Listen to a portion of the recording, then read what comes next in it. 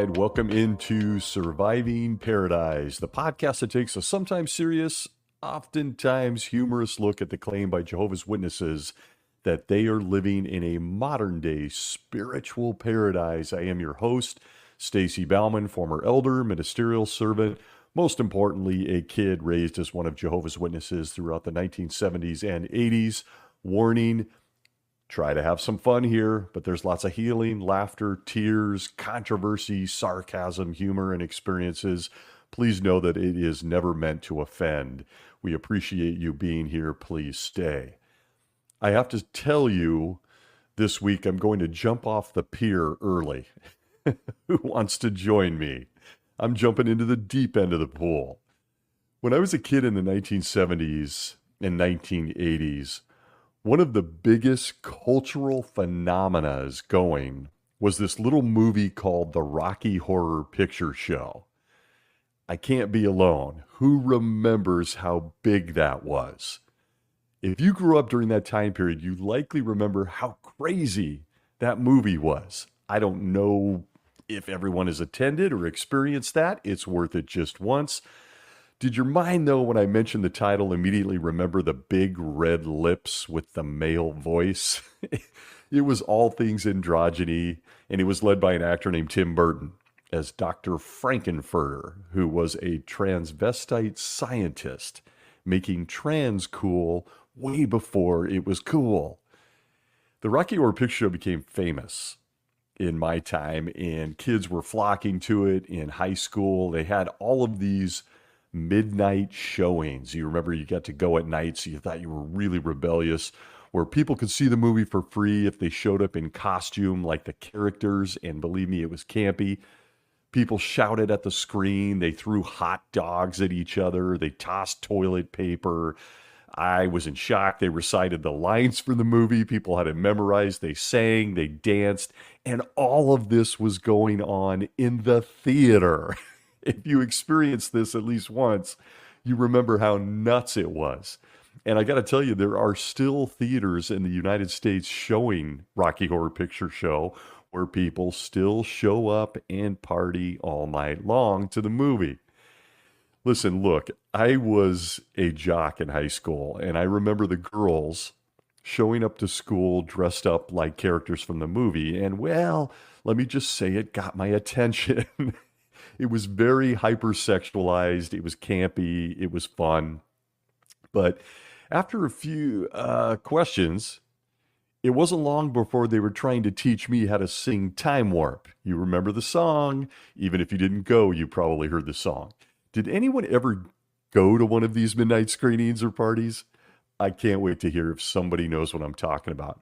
Here's your chance, by the way, in a safe environment to come clean. No one is judging here. No one. The Rocky Horror Picture Show thing was a big, big deal in the early 1980s, at least for us as teenagers. And as far as I can remember, it's my earliest memory of what I would consider a cult following. A cult following. It had a very vehement, emotional cult following. A following that continues in select theaters to this very day in 2024. Absolutely wild. I'm not going to invite anyone here to get their fishnet stockings on and put on some red lipstick, unless, of course, you want to. That's totally up to you. But I'm going to invite you to join me in considering something that is far more controversial than the Rocky Horror Picture Show. And let's be honest, who doesn't love a good controversy? We all like controversy. We like friction. So here we go. We're jumping off the pier. Let's discuss the word cult. Cult following.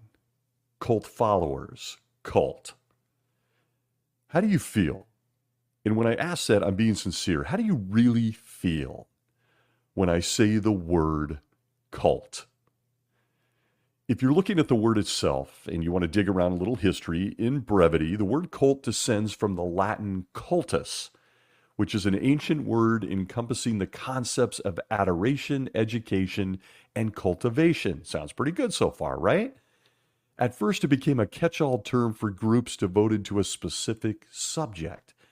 This could be something philosophical, it could have been religious, it could even be something more mundane and borderline silly, like the Rocky Horror Picture Show. But by the 19th century, the word cult evolved to mean an unorthodox group of zealous and eccentric, loyal, diehard believers, often with bizarre or isolating practices or teachings. The word cult tends to make most people highly uncomfortable. And that's why I ask, how does it make you feel when I say the word? I get it. It's interesting to look at how cults developed throughout the years. Would it surprise you to know that cults weren't seen as bad things in the not so distant past? I was actually very surprised by that. According to the Encyclopedia Britannica, the term cult was seen as an ambivalent thing at best, with many of the cultures of the ancient world actually having mysterious cults that mostly the high society or elite people of that society belong to. But let's be honest here, in 2024, times change, and so has all things cult. Scholars continue to say that there is no general consensus about what differentiates a cult from any other religious group. And I have to admit here and come clean, it's a feeling I myself have believed for many, many years. To me, religion in a whole is very cult-like. Some scholars have argued that by the simplest definition, many, if not all, religious sects originated as cults. Over time, some cults have become culturally accepted, and the tension between them and society resolved, leading to the cult being recognized as a sect or even a church, might I say, a religion. And recent examples of this transition from so-called cult to religious group, and we're talking over the last couple centuries, could be seen in groups like the Seventh-day Adventists, or how about the Church of Jesus Christ of Latter-day Saints? They started out as cults and morphed into full-blown religions. But the whole idea of cult and how people perceive them changed dramatically, at least from my observation, during the 1970s in particular, at a time when I was a little guy, smack dab in the middle of my formative years, I might add. You remember, it was about this time among Jehovah's Witnesses that the truth that leads to eternal life, otherwise known as the Blue Bomber, a blue 192-page book published by Jehovah's Witnesses, that they were pushing at neighborhood doors and led to tens of thousands of people joining Jehovah's Witnesses, including my own mother. It's funny because that book has such a history. Much of the term the truth can almost directly be traced back to the campaigns in the late 60s and early 70s that featured the Truth Book. And boy, I'll tell you, that book and that concept trapped my family. People began to associate the term cult with very negative splinter groups during that time period that were everything from silly, some of them so silly, to downright deadly. And I got to tell you, I think I have a unique perspective on the subject of cults, because for some very, very strange reason, that I never appreciated until I was older, I happen to have been raised in an area that featured a lot of cults. And that was the Bay Area in California in the United States. They were literally all around me. For those that may have lived there as well, do you remember some of these cults? Do you remember Synanon? I don't even know if I'm saying that right. It's such a weird word. You remember that group started out as a group that was helping people with drug counseling and drug addiction, and it morphed into a full-blown cult. That group, which was at one point located in Marin County, where I grew up, they took that Satan and the snake thing a little too far by trying to kill an attorney who was getting people out of their little cult by hiding a rattlesnake minus its rattle in his mailbox, trying to kill him. Who can forget Synanon? And then there's, of course, Charles Manson. Chuck got his start in San Francisco. He eventually landed in San Quentin. There were other weird ones, including the Purple People. For those in the East Bay, if you remember that, they were an infamous sex cult. And then there was later on in the 80s, Winford Wright's The Family, another sex cult. There's the Berkeley Psychic Institute, and even the famous Jim Jones and the People's Temple all got their start in the Bay Area. And there are even a few more. And I was there as a little guy the whole time. Might I add, I was one of Jehovah's Witnesses. We'll get there. But lots of weird sex rituals, murder, kids being born, and more. Welcome to the 1970s through the 1980s and the decade of Bay Area California cults. At this point, the cult and the entire inference of a cult was seen as a very, very bad thing when I was a little guy. And oddly, by no small coincidence, and the reason I think I could say I know a lot about cults in some weird way, I then moved to Portland, Oregon with my mother and watched the entire Rajneesh movement. Only I had already seen cults by that time, more than I came to realize, and seeing a bunch of people dressed in red togas all over town seemed like child's play to me at that point, until, of course, they started planting salmonella in food at restaurants and poisoned over 700 people, the Rajneeshis. And yes, cults. I got to tell you, it's never boring. Cults are never boring, are they?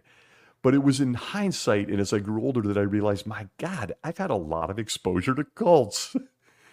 And I have to say, much like the Rocky Horror Picture Show, cults always understood the power of a name. Have you ever noticed that? How about Heaven's Gate? Inspired by the book of Revelation, Bonnie Nettles and Marshall Applewhite, who looks a lot like Stephen Lett, formed Heaven's Gate as a doomsday cult with a focus on UFOs. In 1997, all the members died by mass suicide in an effort to ride a comet passing by the Earth. True story, and an interesting documentary. I already mentioned the People's Temple. Jim Jones, a charismatic preacher from the U.S., he formed the People's Temple to spread his own version of Christianity before moving them all to Guyana, to Jonestown. Then, in a mass suicide ritual in 1978, completely obliterated his little cult, killing even innocent children and, giving a big lift to the brand of Kool-Aid, birthing the phrase, drink the Kool-Aid, that's often attached to cults. Then, of course, there's the Unification Church, a new religious movement that began in South Korea and spread rapidly across the planet. And all the adherents following the teachings of Sun Myung Moon, and therefore birthing the name the Moonies. Cults always have great names, I got to tell you, and so many more could be included in that. This is more than interesting history. This leads us to a question many have asked, including myself, and I still get asked this. Are Jehovah's Witnesses a cult? Who just cringed? It's an uncomfortable question because many of us used to be members or may even be listening in and are a current baptized member of Jehovah's Witnesses. And who do you know that wants to admit they were ever part of a cult? I've yet to meet a single person who is super excited to admit they were ever associated with a cult. And Netflix has an entire category on their streaming channel filled with cult documentaries that feature survivors bravely sharing their experiences. I'm fascinated, as you might imagine, but they don't exactly seem proud of it. The interviews don't feature a lot of pride. Cults are serious business. And in many cases, let's just cut to the chase. Cults get people killed. Consider for the next few minutes kind of like finger food on this subject, because we could truly unpack it all all things cults over many, many hours, and we don't have the time for that. But how about a few things just to get us thinking? But before we start, what is your opinion on Jehovah's Witnesses? I've been asked that question many times. Are they a cult? And if you've listened to prior episodes, you likely already know my opinion. But that is just my opinion. What do the facts show? And I want to highlight that because cults are great on imprinting you with their opinion, and we all have free will. What is your opinion? What do secular authorities say about how to ID or identify a cult? And in my favorite question of all, we're going to compare the two. What do Jehovah's Witnesses themselves say identifies a cult? Remember, they claim to speak for Jesus. He handpicked them. Their words, not mine. So surely Jesus and his organization would want us all to be well aware of what a cult looks like, right? He would want to be sure we weren't ignorant of Satan's designs, right? You'll be happy to know that the 9 guys tasked with saving everyone's life on the planet have a lot to say about what makes a cult. And here you thought you were only interested in commenting on a man's vasectomy, or a woman getting breast implants, or a child being student body president. No! Thankfully, the faithful and discreet slave have also had a lot to say about cults. And I'd like to encourage you to brace yourself for the next few minutes. And yes, this may even trigger some of us. The word from Jesus' chosen men in upstate New York should be the only authority on identifying what a cult is. I want to emphasize that. They speak for God, or so they tell us. So anything they have to say on what identifies a cult should be highly respected and obeyed. Do you agree? They oftentimes remind us that our obedience to them means life and death. So surely anything they want to say about a cult should get our attention. They speak for Jehovah. Remember that. I'm going to repeat it. And it's not just my OCD kicking in. It's repetition for emphasis. We've covered that. But first, in comparing the two side by side, what do the secular worldly authorities we are told are all controlled by Satan himself, what do they have to say about cults? In an article you can currently find on masterclass.com, a think tank featuring some of the planet's top thinkers, we find an article that echoes any and all other sources on what makes a cult in 2024. Warning, this may make you a little uncomfortable as your mind breaks free from years of manipulation. There, at masterclass.com, in their definition, we are warned to look out for the following indicators you're about to dedicate your life to a cult. Under the subheading Characteristics of a Cult, we are told this: each cult has its own distinctive focus, but almost all of these groups share at least some elements in common, such as 4 bullet points, my friends. Number 1, authoritarian control. Cultism hinges on encouraging maximum dependency. People in the cult must feel incapable of living an individual life outside the norms of the group. After all, to where would we go? I added that. These beliefs often go hand in hand with a worshipful attitude towards the group's authoritarian leader. Number 2, extremist beliefs. Cult members hold to very dogmatic and extreme beliefs.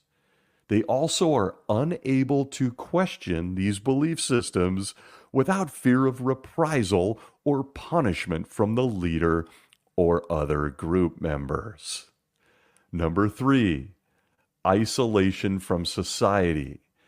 As soon as new members join a cult, other adherents work hard to isolate them from family members and friends. This helps fulfill the mind control aspirations of the leader. It also creates a hive mind of sorts between the new person and the other members. Uncomfortable yet? One more. Veneration of a single individual. Charismatic leaders are often at the center of most cults. Consider the Manson family of the late 1960s. As their name suggests, they adopted the beliefs of their leader, Charles Manson, and fulfilled his requests. The same pattern repeats in almost all other cults, albeit to less violent ends in many cases. End quote on how to identify a cult from secular sources. The writer, though, goes on and continues by identifying 4 primary types of cults. It just adds to the conversation. Would you like to know what those 4 kinds of cults are? Number 1, doomsday cults, where people come together to prep for the end of the world happening any second now, and with apparent skills in overlapping generations. Think Branch Davidians as an example. Number 2, political cults. Who remembers Patty Hearst? Where are my 70s people out there? Remember her whole, man, what a dramatic story she had. Number 3, religious cults. Some cults are offshoots of mainline religions, while others offer brand new dogmas and theology. When others are selling life in heaven, how about pitching a paradise earth? Sound familiar? And finally, everyone's favorite when it comes to cults, sex cults.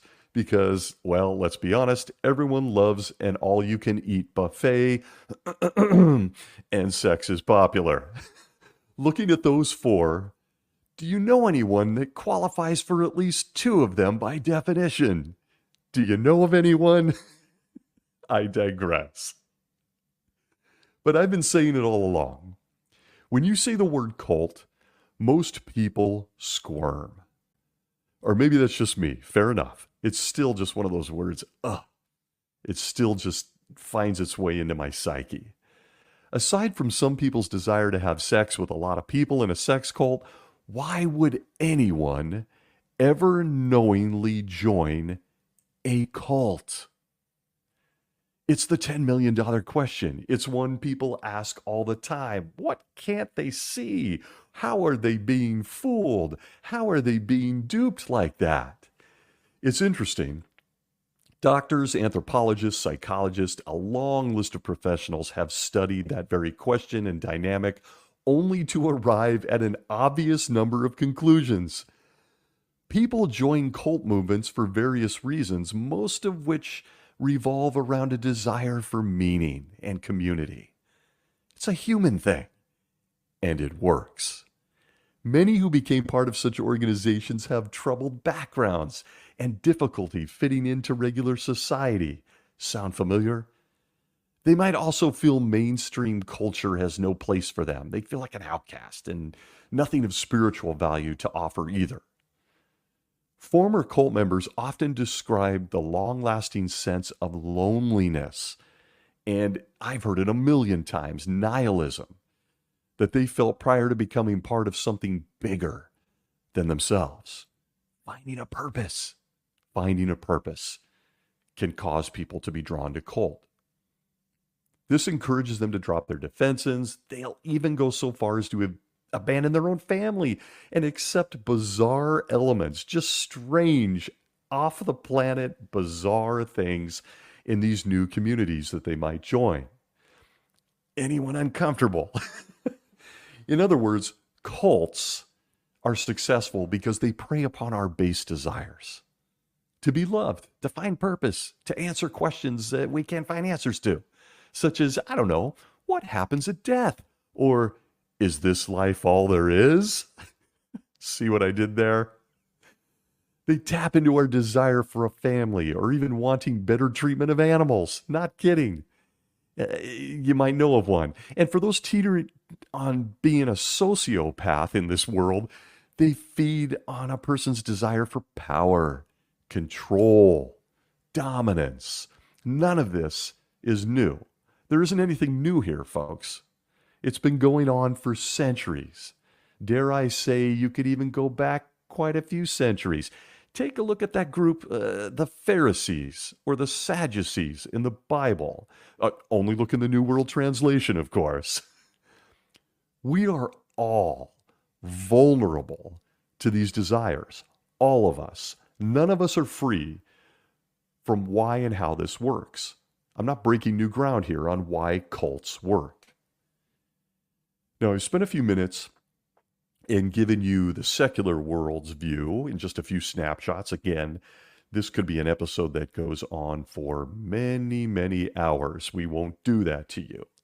But I've given you what the secular world defines as a cult.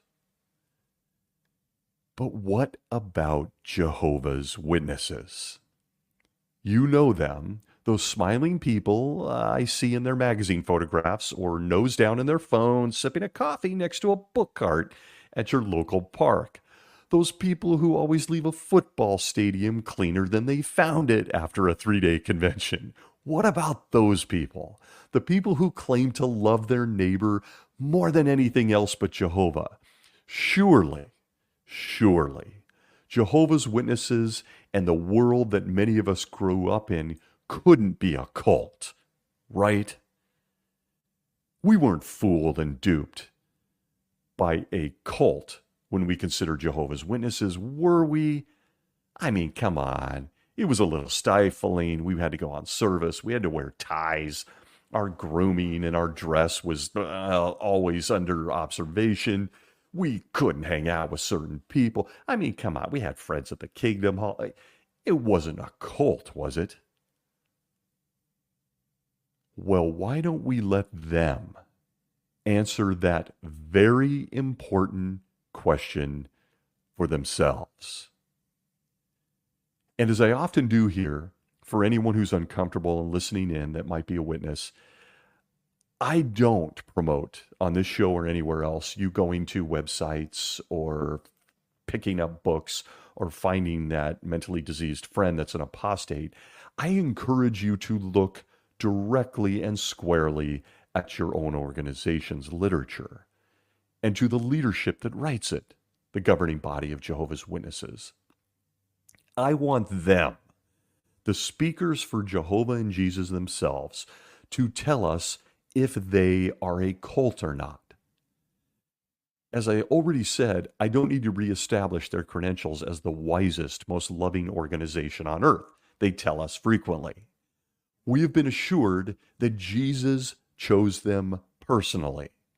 The same guy that walked on water, the same guy that turned water into wine, the same guy that resurrected people. Enough said. So let's now dive into the faithful and discreet slaves' definitions and warnings on all things cult and whether they themselves are a cult. Join me as we dive into the Watchtower of February 15th, 1994, starting on page 3 in a series of articles that starts with Cults. What are they? Very, very appropriate title. We've got some questions. Now, the article begins with the writer, and I might add this is available on the website. The article begins with the writer under the influence of Holy Spirit, or so we're told, relating the scene from Waco, Texas, when the federal officers raided the compound of the Branch Davidians, who incidentally were endangering children and hiding repulsive sex abuse. Is your brain firing? Okay, I'll stay on course here. But once firing us all up about how awful the Branch Davidian cult was, they describe what happened that fateful day. Quoting the Watchtower, February 15th, 1994, quote, "This confrontation left 10 dead and several wounded. During the following 50 days, hundreds of government agents laid siege to the compound with enough guns to wage a small war. The standoff ended in a showdown that left 86 dead, including at least 17 children." But who was the enemy? An army of drug-dealing mobsters? A guerrilla faction? No. As you may know, the enemy was a group of religious devotees, members of a cult. Their tragedy made an inconspicuous community on the plains of Central Texas, USA, the focus of international attention. The news media flooded the airwaves and the printed page with a barrage of reports, analysis, and comments on the dangers of fanatical cults. End quote. If you're thinking, wow, that scene you just described there, dear governing body, sounds a lot like the scene from the 2016 Remain Loyal to Jehovah District Convention videos, where you showed us soldiers toting machine guns and breaking into secret Jehovah's Witness bunkers. Well, you're not alone. I thought it too. I thought the same thing. But don't let that distract you. The message is clear. Cults are bad, and they're fanatical according to the governing body. But the article continues, quote, the public was reminded of previous instances in which cult members were led to death by their leaders. The 1969 Manson murders in California, the 1978 mass suicide of cult members in Jonestown, Guyana, the 1987 murder-suicide pact engineered by cult leader Park Soon-ja of Korea, which resulted in the death of 32 members. End quote. Then this article makes an important comment. Quote, significantly, most of these people claim to be Christians and professed belief in the Bible. End quote. So, with our brain synapses firing, by the governing body's own admission, many cults claim to be Christians and believe in the Bible. And I have to tell you, that is a very important point. Very important point. When you say, I'll bet they're not happy about cults ripping off the book Jehovah had written only for them in upstate New York. But it's funny. Many cults, people, organizations, institutions, well, they all need to establish that they are the authority. Would you agree? And what better way to do it than to leverage the most widely distributed holy book in all of human history, and then claim that they alone understand it? Keep in mind, videos, cell phones, emails, well, they haven't always been around to use. But the Bible? Well, even the Holiday Inn has one. And the messages inside are respected by billions of people.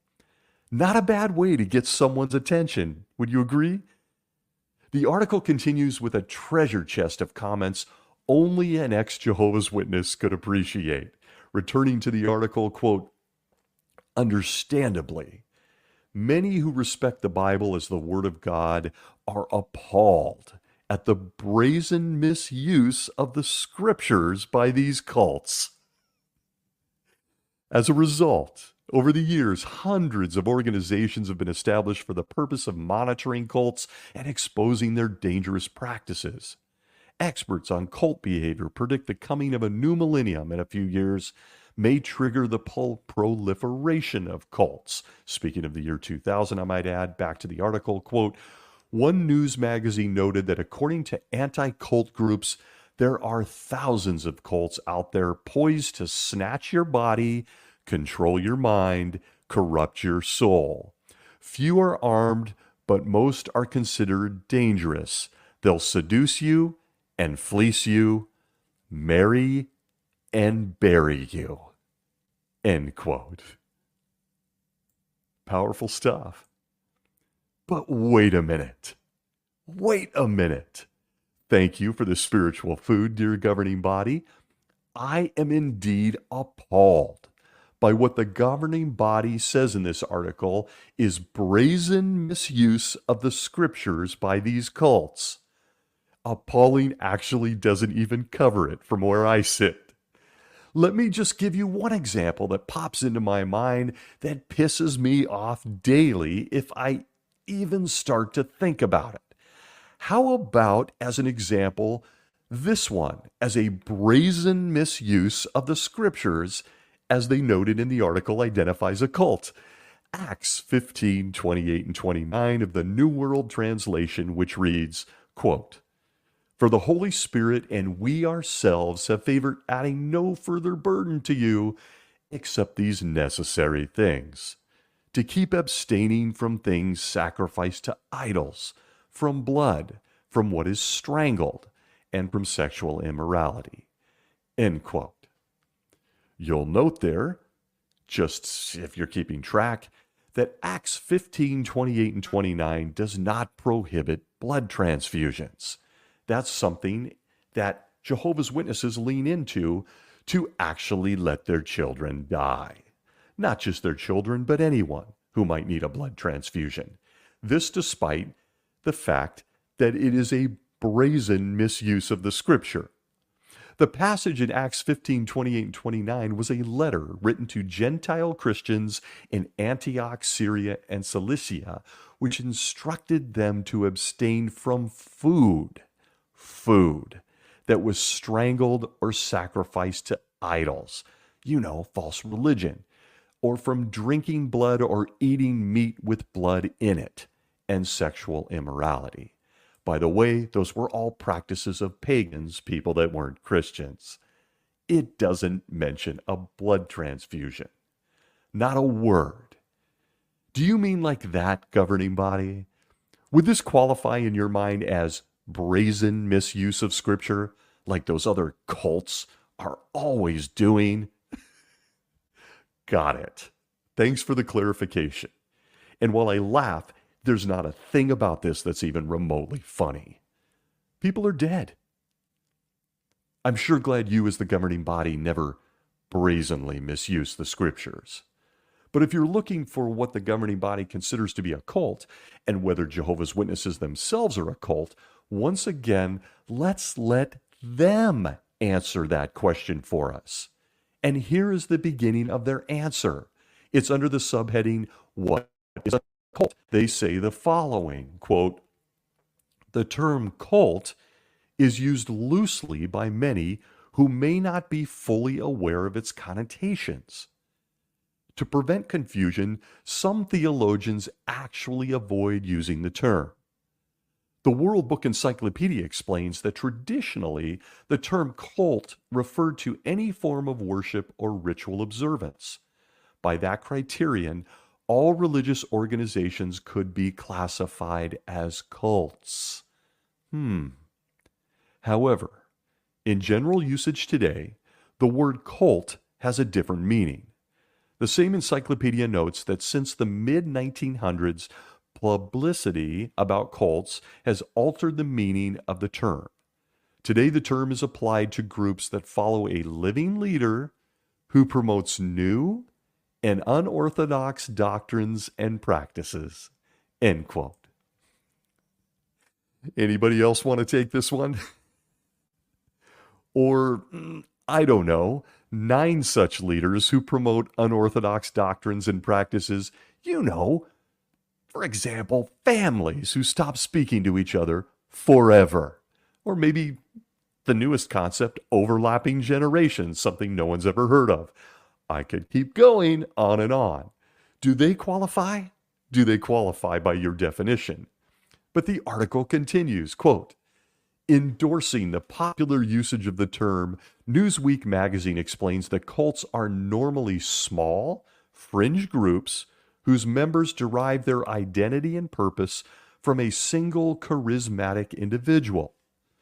Similarly, Asia Week magazine notes that the term cult itself is vague, but it actually denotes a new religious creed," pay attention to this, "built around a charismatic leader who often proclaims himself to be the personification of God." End quote. You don't say, governing body.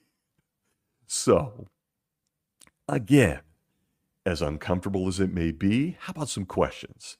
If I was a Bible student in the late 1800s and I was invited to a lecture, a public lecture by Charles Taze Russell, I shouldn't go, right? I shouldn't go because, well, the very founder of Jehovah's Witnesses, then known as the Bible Students, told us the following in Zion's Watchtower of 1906, July 15th, pages 230 and again on 234, where he tells us, quote, "The truths I present as God's mouthpiece," end quote. And didn't you just say in print in the article from 94 that this was a critical factor in identifying a cult?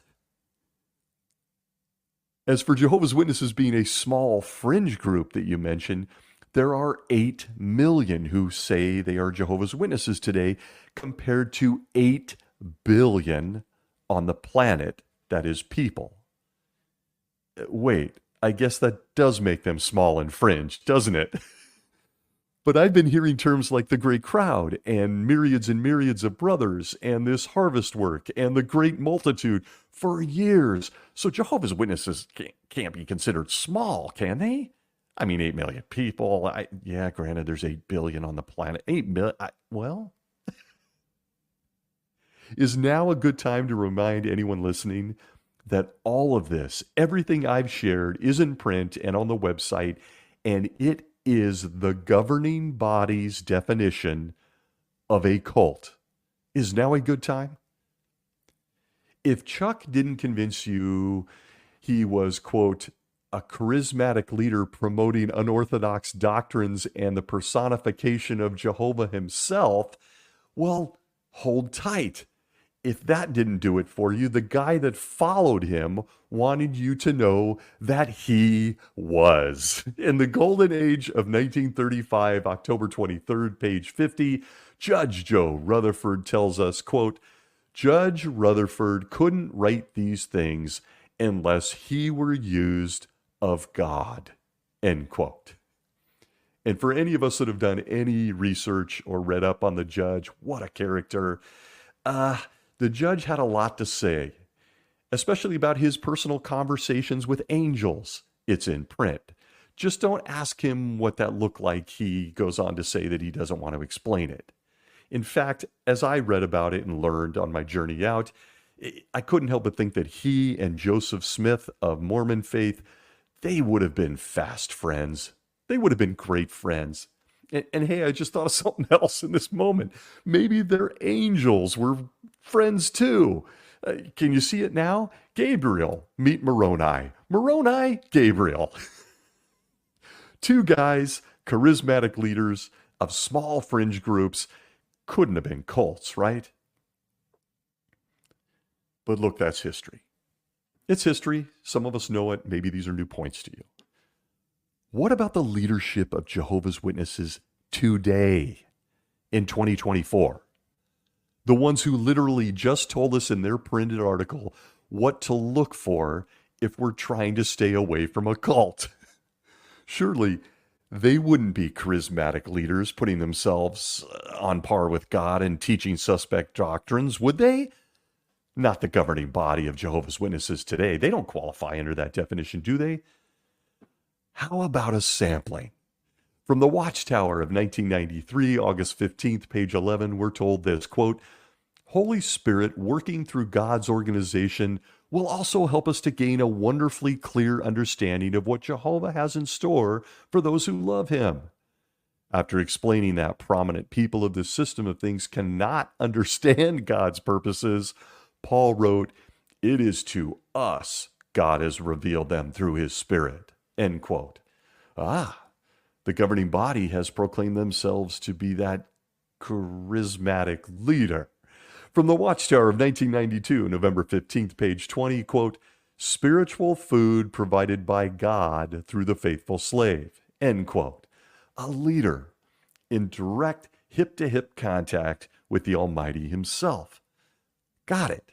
From Examining the Scriptures Daily, 2007, on page 34, we are told, quote, Christ thus leads the congregation by means of the Spirit-anointed, faithful, and discreet slave and its governing body. End quote. I could keep going, but it gets boring. I could cite many, many more comments from the governing body. I'm going to stop. The very men who tell us what a cult is, by claiming it starts with human personalities, claiming to be on par with God, well, this is awkward, are a collection of human personalities claiming to speak for God. Wait a minute. Wait right there. Does that mean... No. Wait a minute. No. No. Couldn't be. I'm uncomfortable, but hold on tight. The governing body by means of the Watchtower, again, of February 15th, 1994, page 3, the series Cults, What Are They? They aren't done explaining what a cult is.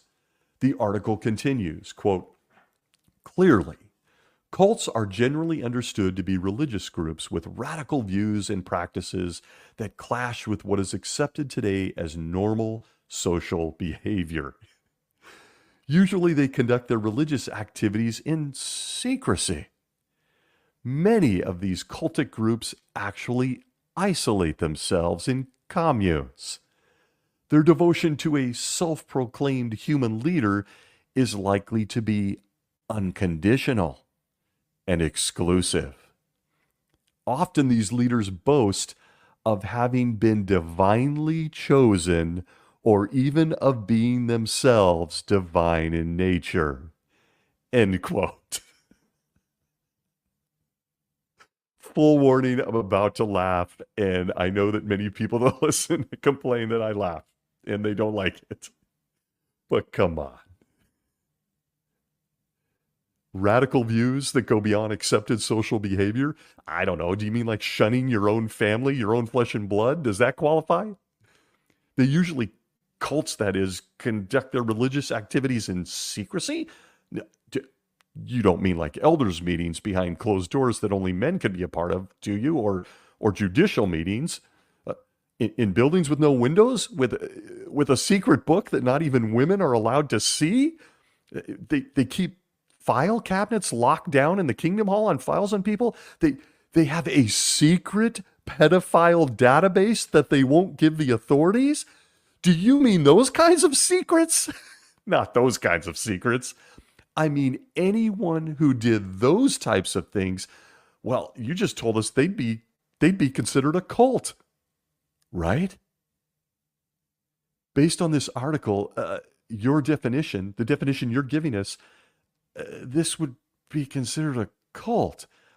Look, I'm just asking for a friend here. But Will, a final question. You mentioned, and I quote, their devotion to a self-proclaimed human leader and it's unconditional and exclusive, end quote. I want everyone to know at this point, I'm forcing myself to sit in this chair and take deep breaths. But I really need to know what a cult looks like. So a question or two for the governing body of Jehovah's Witnesses, who are no doubt listening in by means of angels who will let them know what I'm saying on this terrible mentally diseased podcast. But does the following qualify as unconditional and exclusive when defining a cult? Does this sort of exclusivity, is this sort of exclusivity reserved for what you call a cult? From the Watchtower of 1983, February 15th, page 12, I am told, quote, similarly, Jehovah is using only one organization today to accomplish his will. To receive everlasting life in the earthly paradise, we must identify that organization and serve God as part of it. End quote. Wait a minute. Watchtower of 1989, September 1st, page 19 tells me, quote, only Jehovah's Witnesses, those of the anointed remnant and the great crowd as a united organization under the protection of the supreme organizer, have any scriptural hope of surviving the impending end of this doomed system dominated by Satan the devil. End quote.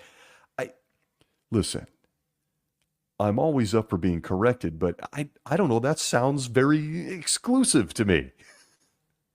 But you said cult leaders require unconditional devotion as well. Wait a minute.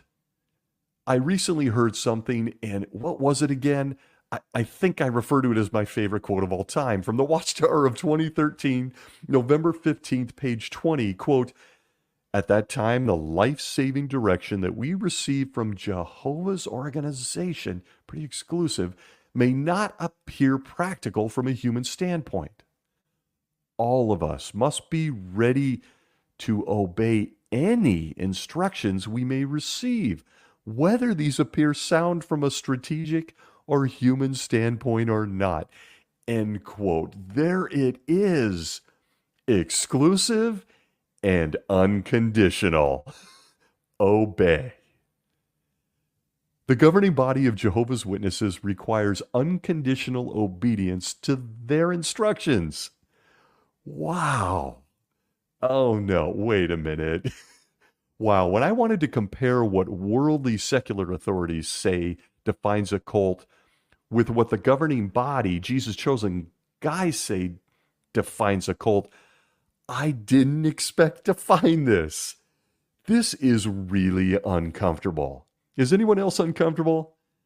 It's almost as uncomfortable as those fishnet stockings many slipped into for the Rocky Horror Picture Show at midnight. But friends, we aren't done yet. This next nugget of Holy Spirit may just cause you to throw something, bang your head against a wall, or just be triggered. You've been warned. From the Watchtower of February 15th, 1994, page 3. That article, Cults, What Are They? It continues with this, quote, "Occasionally, anti-cult organizations and the media have referred to Jehovah's Witnesses as a cult. A number of recent newspaper articles lump the witnesses with religious groups known for their questionable practices." Podcast host taking a deep breath, join me. Back to the article, quote, "But would it be accurate to refer to Jehovah's Witnesses as a small fringe religious group? Cult members often isolate themselves from friends, family, and even society in general. Is that the case with Jehovah's Witnesses? Are the witnesses using deceptive and unethical techniques to recruit members? Cult leaders are known to use manipulative methods to control the minds of their followers. Is there any evidence that Jehovah's Witnesses do this? Is their worship cloaked in secrecy? Are they following and venerating a human leader? Pointedly, are Jehovah's Witnesses a cult?" End quote. Wow. Wow. This is a fantastic collection of really good questions found in the literature of Jehovah's Witnesses with oversight from the governing body. And as we're told, that comes to us from Jesus himself. He certainly eagerly awaits our answer to this question, are Jehovah's Witnesses a cult? I mean, listen, whether you're associated now or you were in the past, let's just follow their framework. Do Jehovah's Witnesses isolate themselves from friends, family, or society? They recently just lost millions in Norway due to their shunning their policies. They will cut off family in a split second, forever. They aren't allowed to go to their family's birthdays or holiday gatherings, or even wish their mother a happy Mother's Day. Their friends can only be other Jehovah's Witnesses. Is that isolating? They view anyone not baptized as a Jehovah's Witness as a, quote, worldly person, fit for death and Armageddon. That's why they preach. They're trying to save them. They're forbidden from giving to charity, feeding the homeless, donating life-saving blood or its fractions, running for office, or even student council president in junior high, or going to college. Do any of those decisions count as isolation from society? Do their leaders use manipulative methods to control the minds of their followers? See last week's episode if interested. But again, they told grown-ass men they weren't allowed to grow hair on certain parts of their bodies for almost a century, and everyone obeyed. Is their worship cloaked in secrecy? I think I answered that earlier. But you sisters, if you're in doubt, feel free to go to the literature counter at your next congregation meeting at the Kingdom Hall and ask the ministerial servant there for a copy of the Shepherd the Flock of God book. Report back. Let us know how it goes. But in the follow-up article to this series on what it means to be a cult, the Watchtower of February 15th, 1994, pages 5 through 7, under the aptly titled second installment, Are Jehovah's Witnesses a Cult?, we're given the answer. Quote, who is their leader, is the subheading. The answer, quote, it is precisely because of this close adherence to Bible teachings that the veneration and idolization of human leaders, so characteristic of cults today, is not to be found among Jehovah's Witnesses. They reject the concept of a clergy-laity distinction. The Encyclopedia of Religion aptly states about Jehovah's Witnesses, a clergy class and distinctive titles are prohibited. End quote. If you're ever looking for gaslighting, yeah. Veneration of leaders? No. Not Jehovah's Witnesses. In fact, if you happen to have caught the May 2022 JW broadcast, still available on their website as spiritual food, check out right around the 48-minute mark, where publishers can see prominently displayed in the background painted portraits of governing body members throughout the years, much like you would see in a museum. Or how about look up their life experiences in the Watchtower? Or how about check out their Who is the Governing Body section currently found on the website? Or they don't venerate their leaders. Leader? But they also don't have titles or idolize these guys, right? They're so unimportant that you can actually openly disagree with them, right? Yeah, don't do that. But from Examining the Scriptures Daily, 2007, page 34 again, quote, Christ leads the congregation by means of the Spirit-anointed, faithful, and discreet slave and its governing body. Small sentence, 10, 12 words, 2 titles. 2. Faithful and discreet slave, nothing like ripping off a parable. And, brazen misuse of the Scriptures, be damned. Their definition, not mine. Or the governing body. Small sentence, 2 titles. From the Watchtower of 2022, February, page 4, quote, the plain truth is that we cannot say that we trust in Jehovah if we do not trust in his earthly representatives, those whom Jehovah trusts. Today, Jehovah leads the earthly part of his organization by means of the faithful and discreet slave. End quote. Gotta tell you, it's a fascinating set of definitions when you're looking at cults. I mean, Jehovah obviously trusted Anthony Morris. He propped him up on stage and had him tear into people for many years. Then, in the blink of an eye, he didn't trust him anymore, but he was certainly venerated while he was there. And I want to know, I guess I want everyone to know that I've fought the urge throughout this entire episode to play Cult of Personality by Living Color in the background throughout my entire diatribe. If I just planted that in your head for the rest of the day, you're welcome. But no conversation that asks, are Jehovah's Witnesses a cult, is complete without an experience, right? The governing body loves those uncorroborated, nameless experiences that we can't ever find out if they're real or not. From the Watchtower of 1994, February 15th, that same article, Are Jehovah's Witnesses a Cult? Quote, the director of news and special projects for a television station in the United States wrote to Jehovah's Witnesses in response to a biased report about the witnesses on the TV news show 60 Minutes. He said, if more people live the way your faith does, this nation wouldn't be in the shape it is in. I am one newsman who knows that your organization is founded on love and a strong faith in the Creator. End quote. As I already said, can't be corroborated, no idea who this newsman is, but we are to take it at face value. And I have to correct him. Actually, Jehovah's Witnesses was founded by a guy that originally liked to measure the Great Pyramids of Egypt, where he concluded that Armageddon, the end of all known human life, was coming in 1878. But then he realized, it's 1881. But then he said, no, it's 1914. And then it was followed by 1918.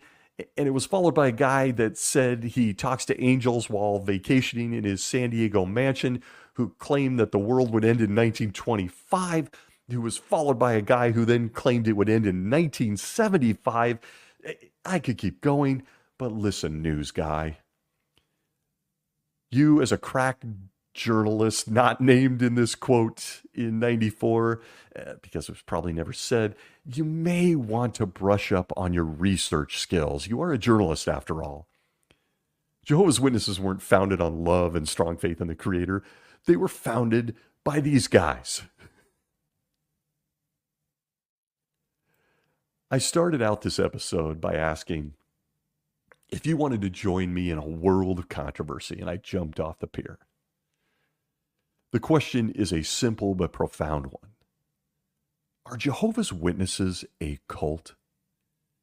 That question has always stirred a lot of controversy, even among ex-witnesses. No one likes to think that they were fooled or duped. No one likes to think they've wasted their life or that they gave up on their dreams. And in a fact that angers me every so often, time itself isn't something that you can get back. I mentioned the cult classic with a cult following, that crazy, ridiculous movie, The Rocky Horror Picture Show. And you probably thought, it's a weird marriage to this subject. I agree, it is weird. It's not a reach, but it's weird. But like a high control group, it has the same power over people. And whether you have participated in throwing hot dogs or dressing up in costumes or not at a midnight showing, there is a line in the movie that applies to this question. Are Jehovah's Witnesses a cult? And I'm going to steal it here and throw it out to any Jehovah's Witness that is bravely listening, who has listened to me for the last hour or better read to them from their own literature on what they say defines a cult. And I want to say, don't worry, I'm not going to sing it, and I'm dressed completely normally with no makeup on. But I'm going to steal the line from one of the groupies in the movie, a character known as Columbia, who said in song, quote, I said, hey, listen to me. Stay sane inside insanity. But he locked the door and threw away the key. End quote. For those that have bravely stayed to the end of this episode, I leave you with the question. Are Jehovah's Witnesses a cult by their own definition? The beauty of free will is that you get to answer that your way. Think about it. I want to thank you for spending time with me this week and jumping off that pier, wherever you may be. Be well.